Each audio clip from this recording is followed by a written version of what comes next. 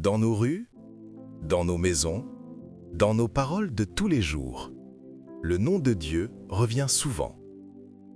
Mais une question demeure, silencieuse. Qu'est-ce que cela change vraiment dans la manière de vivre? Bonjour à vous, monsieur. Tu ferais mieux de ne pas me répondre, petit. Ne sais-tu pas que tu es assis à ma place? L'endroit où tu es actuellement m'appartient. Excusez-moi, monsieur. Mais lorsque je suis arrivé ici, je n'ai aperçu personne à cette halte routière. C'est la raison pour laquelle je me suis stationné afin d'attendre l'arrivée du bus. Tu aurais dû deviner que c'était à cet endroit que je me suis assis ce matin lorsque j'attendais l'heure de l'église. C'était exactement à cet endroit que j'étais assis. Maintenant que le culte est terminé, il est l'heure pour moi de rentrer. Et c'est à cet endroit que je compte m'asseoir. Donc tu ferais mieux de quitter de là et de te trouver une autre place dans les environs si tu ne veux pas d'ennui avec moi. Le culte a été très animé et très dansant ce jour, et je ne permettrai pas à un individu comme toi d'ébranler la joie de ce culte en moi. Arrière de moi, ennemi du progrès. Vous venez de m'appeler ennemi du progrès, monsieur. Croyez-vous que je me serais assis à cet endroit si je vous avais trouvé? Est-ce qu'il est logique de réserver des places dans une halte routière? Est-ce vraiment logique de dire que telle place m'appartient dans une halte routière? Un endroit qui est connu pour être public. Ton raisonnement est uniquement pour toi et tous ceux qui en ont besoin. Si tu ne veux pas avoir un mauvais souvenir de ce jour, tu devrais te lever rapidement de là. Le temps presse, et j'ai des choses à faire. Je dois arriver à la maison avant l'heure de la prière. Je dois méditer avant la tombée de la nuit et avec ma famille.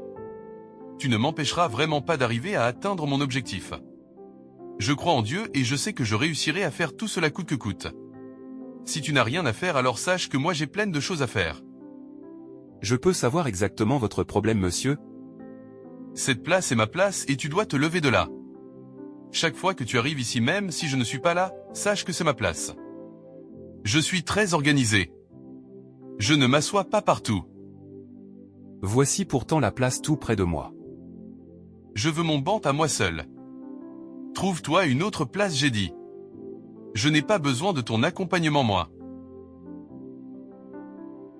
Qu'est-ce qui se passe là-bas? On dirait que ces deux sont en train de se discuter. Je m'en vais voir ce qui peut bien être l'objet de leur discussion. Salut à vous. Excusez-moi, j'étais de passage et je vous ai aperçu vous discuter. Je suis conscient que ce ne sont pas mes affaires, mais je peux savoir ce qui se passe?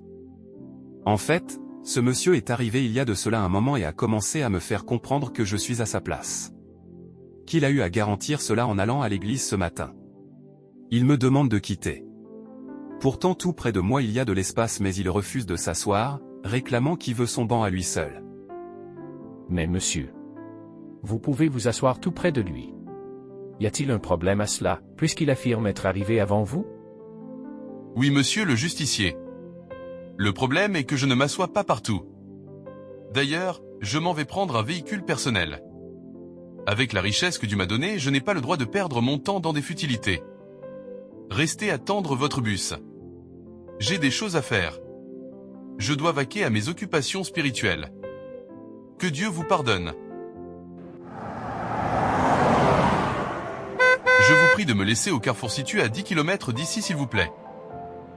D'accord, monsieur, allons. Vous me paierez 5 pièces. C'est étrange, ceux qui parlent le plus de Dieu sont parfois les plus durs. Il est facile de parler de Dieu quand tout va bien. Mais quand la pression arrive, ce qui est en nous finit toujours par sortir.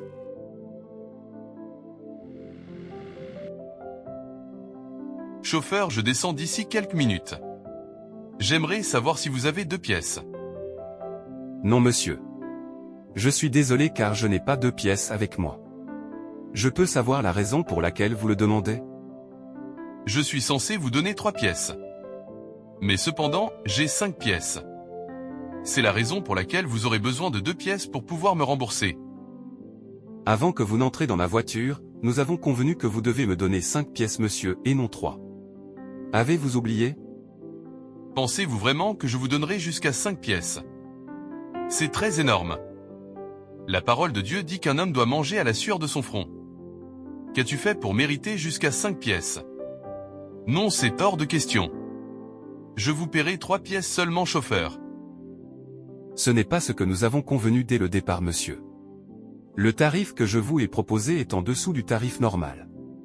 Cela m'étonne que vous vous comportez ainsi. Ce qu'on a dit depuis le départ m'importe peu. Comme mon Dieu, je vous donne ce que vous méritez, que cela vous plaise ou non. Je suis même déjà arrivé à la maison. Laissez-moi descendre. Descendez. Vous pouvez garder votre argent pour vous. Je n'en veux plus. Quel mépris! Il ne manquait plus que cela. Croyez-vous que je n'ai pas aussi de voiture? Vous avez voulu par cette situation me retarder afin que je ne puisse plus avoir la possibilité de prier et de méditer comme tous les autres jours à l'heure prévue. Mais Dieu merci, j'ai échappé. Je serai très à l'heure dans mes occupations spirituelles. Je prie le Seigneur de vous pardonner. Au revoir à vous. Je n'ai vraiment pas compris la réaction de ce monsieur. Est-ce comme cela que la foi en Dieu se démontre? Peut-être que la foi commence là où personne ne regarde. Ce ne sont pas toujours les grandes fautes qui révèlent l'état du cœur, mais les petits arrangements que l'on justifie facilement. Bonsoir mon chéri. Je te souhaite la bienvenue. Merci ma chérie. Alors, comment était le culte ce jour? Le culte était très animé et très dansant ce jour. Sauf des situations désagréables qui sont survenues au retour de l'église. Qu'est-ce qui s'est passé mon chéri? Raconte-moi. En effet, à mon retour du culte, j'ai aperçu à l'halte routière un monsieur qui ne voulait pas me laisser occuper ma place de tous les jours. Aussi j'ai eu à être transporté par un chauffeur qui en voulait plus d'argent. Toutes ces choses ont changé ma mine de manière à me mettre hors de moi. Ils ont tous eu la chance que je me suis retenu. Sinon je n'ose pas penser ce que Dieu leur aurait fait. Car ils m'ont tous perdu du temps. Mon chéri, ressaisir-toi s'il te plaît. Tu mérites un peu de repos à présent. Tu dois certainement être très fatigué. Je dois d'abord aller poster des versets bibliques sur les réseaux sociaux. Il est très important de ne pas manquer de partager le message. La parole de Dieu nous recommande cela. De partager la parole de Dieu au monde entier. D'accord chéri. Fais-le donc avant de te reposer. Les enfants sont allés se balader aux alentours de la maison. Ils venaient juste de finir d'apprendre. D'accord ma princesse. Tu as bien fait de les laisser se détendre. C'était très important. Bon, je dois aller faire des publications sur mes différentes pages. Maintenant que j'ai posté le message, je peux me reposer. Mission accomplie. Je dois toujours faire ce que je suis censé faire. Remplir ces formalités est mon devoir en tant que chrétien. Bravo à moi. Les références bibliques que j'ai postées aujourd'hui portaient sur l'amour qui ne dépend pas des conditions. De la miséricorde de Dieu adressée même aux personnes qui ne méritent pas. Au pardon sans rancune malgré la situation et les blessures. Il est vrai que moi-même je ne comprends pas ce que j'ai posté. Je ne sais même pas clairement ce que cela signifie de manière profonde car je n'ai ni expérimenté, ni médité cela. Mais bon, l'essentiel c'est de poster. Je suis certain que Dieu est fier de moi en ce moment. Il va falloir à présent que j'aille voir ma famille. J'ai terminé. À présent je veux voir mes enfants pour les saluer. Les enfants sont rentrés il y a un moment. J'ai remarqué que notre fils s'est heurté la cheville. Ses frères m'ont fait comprendre qu'en se divertissant elle est tombée à même le sol. Quoi? Ai-je bien entendu ce que tu viens de me dire? Tout ceci est de ta faute. Qui t'a demandé de leur laisser sortir? Ne peux-tu pas réfléchir? Qu'est-ce qui te dérange au juste? Qu'est-ce qui t'arrive? Ne peux-tu pas utiliser ce cerveau que Dieu t'a donné pour réfléchir? S'il te plaît mon chéri, excuse-moi. Je voulais juste que les enfants se détendent dans la cour de la maison comme d'habitude. S'il te plaît, pardonne-moi. Désolé, mais je ne te pardonnerai pas. Tu veux tuer mes enfants expressément. Tu veux me détruire. Ton plan ne réussira pas, crois-moi. N'importe quoi. Je ne supporte pas rester auprès de toi. Je dois m'isoler de peur de te poser les mains dessus. Je suis à bout. Pourquoi réagit-il ainsi? Est-ce de ma faute? N'a-t-il pas lui-même apprécié le fait de laisser les enfants se détendre après les études? Qu'est-ce qui se passe? Pourtant il vient juste de publier des messages pour inciter les autres à aimer sans condition et à pardonner malgré les situations même quand la personne qui nous a offensés ne le mérite pas. Pourquoi ces actes contredisent ces publications? À quoi sert ce qu'on montre, si le cœur est ailleurs? Aujourd'hui, la foi s'affiche. Elle se publie. Elle se partage. Mais ce que l'on montre au monde n'est pas toujours ce que l'on vit en secret. Salut à toi ma fille. J'ai appris de ta mère que tu t'es fait mal à la cheville. Qu'est-ce qui t'arrive? C'est quoi ton problème? Pourquoi vous aimez toujours me mettre dans les problèmes? Pourquoi vous aimez les dépenses inutiles? Qu'est-ce que tu faisais dehors? Quel jeu faisais-tu? Mais papa, Il n'y a pas de mais qui tienne. Tu dois faire preuve d'un peu de prudence. Il faut apprendre à mettre des limites partout. Je m'en vais m'apprêter pour le travail. À mon retour, je voudrais que tu sois mieux portante. Tâche de prendre les médicaments pour te rétablir.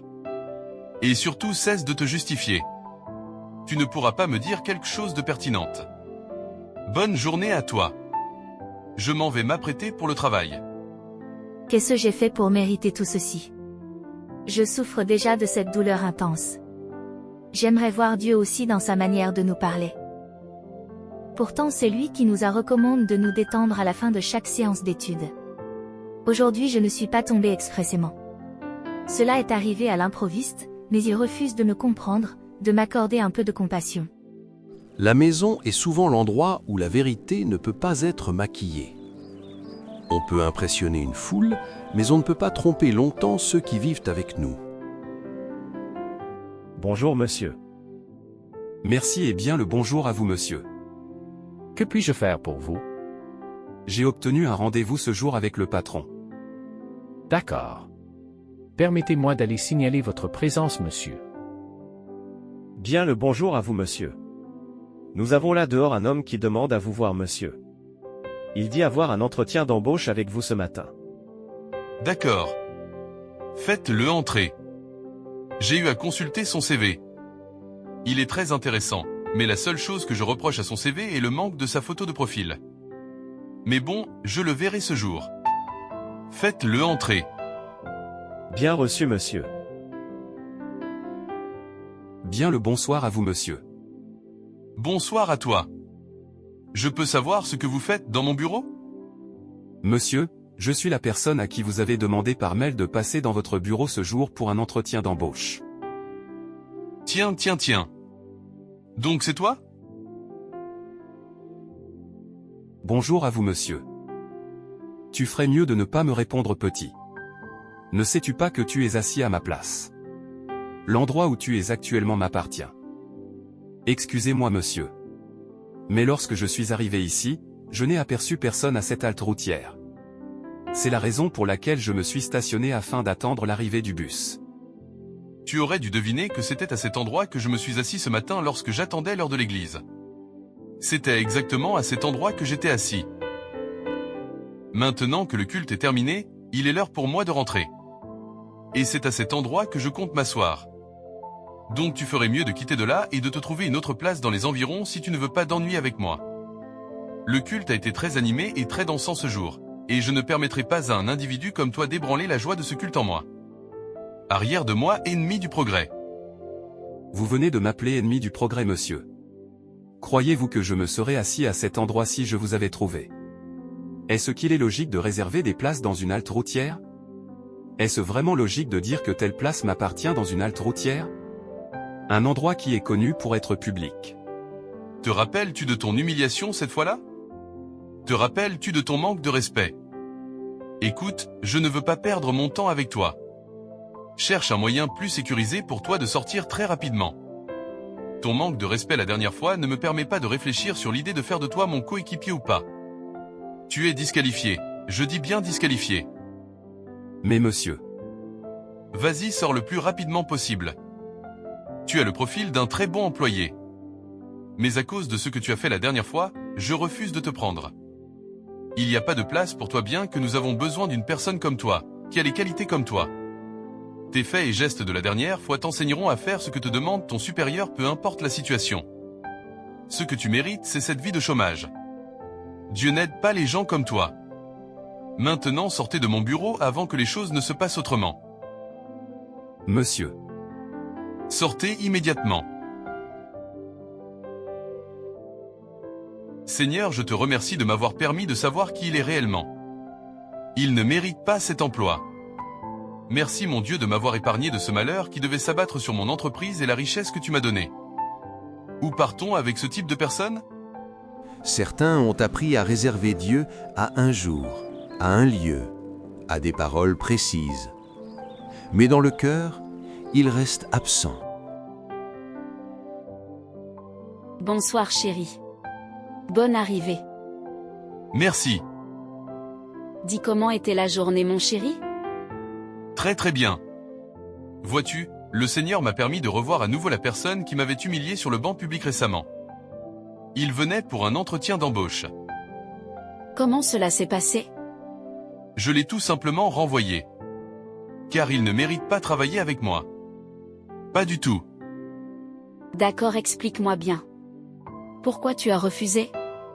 Il n'avait pas les compétences ? Si, il avait les compétences. Il était même très qualifié. Alors pourquoi il ne mérite pas ? Parce qu'il m'a manqué de respect ce jour-là. Tu as oublié ce qu'il a fait ? Tu l'as jugé pour ce moment-là ? Ou pour son travail ? Les deux sont liés. Le caractère compte. Et un seul moment suffit pour condamner quelqu'un ? Ce n'est pas une condamnation. C'est un principe. Si quelqu'un devait te juger sur ton pire moment, est-ce que tu aimerais qu'on te ferme toutes les portes ? Ce n'est pas pareil. Pourquoi ce n'est pas pareil ? Parce que, je ne suis pas comme lui. Tu parles souvent de justice, de droiture, de Dieu. Oui. Et justement, je suis resté droit. Non, tu es resté blessé. Il m'a humilié. Donc ce n'était pas une décision professionnelle. C'était personnel. Tu avais le pouvoir. Et tu l'as utilisé pour régler une blessure. Tu ne comprends pas. Quand on est à ma position, on ne peut pas laisser passer certaines choses. Être en position de pouvoir, ce n'est pas une permission d'écraser. Tu penses que j'ai été injuste ? Je pense que tu as agi par orgueil. Il m'a manqué de respect. Et toi aujourd'hui, tu lui as refusé son avenir. La question n'est pas, est-ce qu'il mérite ? La question est, est-ce que toi, tu as été juste ?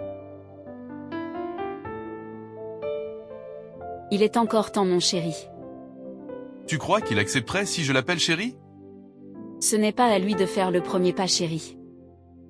Ma chérie, merci. Merci de m'avoir ouvert les yeux sur cette blessure que je refusais de voir.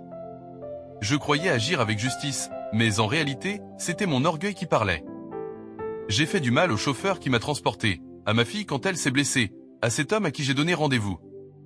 Et je me disais que je faisais bien. Je lis la Bible, je médite, je prie, je publie des versets, je vais à l'église, je participe aux retraites et je parle de Dieu. Et pourtant, mon cœur n'a pas changé. J'ai cru que l'activisme était la preuve de ma foi. J'ai cru que mes efforts me rapprochaient de Dieu. J'ai cru que je méritais ce qu'il me donnait. Comme si mes jeunes le forçaient à me répondre, comme si ma discipline le rendait obligé envers moi. Mais la vérité, c'est que je ne mérite rien, même pas ce souffle. Même pas ce moment. J'ai vécu la religion. Pas la relation. Je me suis attaché aux pratiques et j'ai négligé mon cœur. J'ai empêché Dieu de me transformer parce que je pensais déjà être bien. Seigneur, si tu m'entends, pardonne-moi. Donne-moi une seconde chance. Pas pour être religieux. Pas pour impressionner. Mais pour te connaître vraiment. Je veux une relation sincère. Une relation de cœur à cœur. Où je te laisse me changer, me corriger, me transformer. J'ai besoin de toi. Pas de mes œuvres. Pas de mon image. Mais de toi. Tu sais, le fait que tu reconnaisses tout cela prouve déjà que ton cœur n'est pas fermé. Un cœur dur ne voit jamais ses propres erreurs. Toi, tu les vois. Cela veut dire que Dieu agit encore en toi. Tu n'es pas le seul à avoir confondu les pratiques religieuses avec une véritable relation. Beaucoup font des choses pour Dieu sans laisser Dieu les transformer. Mais écoute-moi bien, Dieu ne t'aime pas pour ce que tu fais. Il t'aime parce que tu es son enfant. Tu n'as jamais eu à mériter son amour. Tu n'as jamais eu à l'impressionner. Ce qu'il veut, ce n'est pas ta performance, c'est ton cœur. Et ce soir, tu viens de lui rendre ton cœur. La religion dit, fais plus. La relation dit, approche-toi. Tu ne repars pas de zéro. Tu repars sincère. Et un cœur sincère devant Dieu est déjà sur le bon chemin. Oui, il y aura des choses à réparer. Des excuses à présenter. Des décisions à corriger. Mais tu ne le feras pas pour mériter le pardon. Tu le feras parce que tu as compris la grâce. Dieu ne cherche pas des hommes parfaits. Il cherche des hommes transformés. Et ce soir, tu viens d'accepter d'être transformé. C'est cela, la relation. Vous avez suivi cette histoire et peut-être qu'à certains moments vous vous êtes reconnu. La vérité, c'est que la frontière entre religion et relation avec Dieu est plus fine qu'on ne le pense. On peut prier, aller à l'église, lire la Bible, servir, chanter, jeûner, publier des versets, parler de Dieu et pourtant garder un cœur distant. On peut connaître des textes sans vraiment connaître Dieu. La religion rassure la conscience, mais la relation transforme le cœur. La religion se voit de l'extérieur, la relation se vit dans le secret. La religion pousse à faire toujours plus, la relation invite à s'approcher davantage. Alors la vraie question n'est pas « est-ce que je fais assez pour Dieu ?», mais plutôt « est-ce que je le connais personnellement ? Est-ce que je marche avec lui au quotidien ?» Peut-être que vous pratiquez depuis longtemps, peut-être même que vous servez activement, mais au fond, êtes-vous en relation ou simplement dans une habitude ? Et si vous ne connaissez pas encore Jésus, sachez qu'il ne vous appelle pas à rejoindre un système religieux, mais à entrer dans une relation vivante avec lui. Il ne cherche pas votre performance, il cherche votre cœur. Il ne vous demande pas d'être parfait, mais d'être sincère. La relation commence simplement par une décision honnête, par une prière vraie, par un cœur qui dit « Seigneur, j'ai besoin de toi ». Et si vous vivez déjà cette relation, ne laissez pas l'habitude remplacer l'intimité, ne laissez pas l'activisme étouffer l'amour. Protégez votre cœur, car c'est là que tout commence. Il n'est jamais trop tard pour passer de la religion à la relation. Dieu n'est pas loin, il attend que vous veniez à lui. Une vie religieuse peut impressionner les hommes, mais seule une relation authentique avec Dieu peut transformer une vie en profondeur. Alors aujourd'hui, en toute liberté et en toute sincérité, choisissez la relation. Si cette histoire vous a parlé, gardez-la dans votre cœur. Mais ne la gardez pas seulement pour vous. Il y a peut-être autour de vous quelqu'un qui vit la religion sans comprendre qu'une relation est possible. Quelqu'un qui sert, qui pratique, qui fait tout comme il faut, mais qui se sent vide à l'intérieur. Si ces mots ont mis en lumière quelque chose dans votre vie, prenez un moment pour y réfléchir. Parfois, écrire ce que l'on a compris permet de clarifier ce que l'on vit. Et peut-être qu'en partageant simplement ce que cette histoire a éveillé en vous, vous aiderez aussi d'autres personnes à se poser les bonnes questions. Ce n'est pas une question de visibilité, c'est une question d'impact. Une seule prise de conscience peut changer une vie.